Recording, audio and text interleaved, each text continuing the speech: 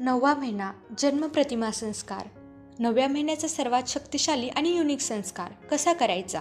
दररोज 3 ते 5 मिनिट शांत जागेत बसून डोळे बंद करून एक खोल श्वास घे. मी पूर्ण सुरक्षित आहे असं मनात म्हण.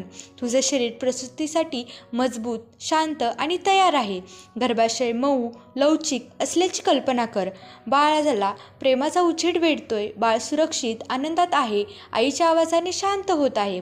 प्रसूती शांत आणि नैसर्गिकरित्या होत आहे. तू रिलॅक्स्ड आहेस. शरीर स्वतः काम करतंय. श्वास तुझे शांत आहेत. बाळ हसतमुखपणे, प्रेमाने, सुरक्षितपणे तुझ्या बाहुपाशात येते. पहिल्यांदा बाळाला हातात घेतल्याची भावना मनात उभी कर. एक सकारात्मक वाक्य मनात म्हण. माझं शरीर जाणतं मी कसं जन्म देऊ. माझं बाळ प्रेमाने, सहजपणे येतंय.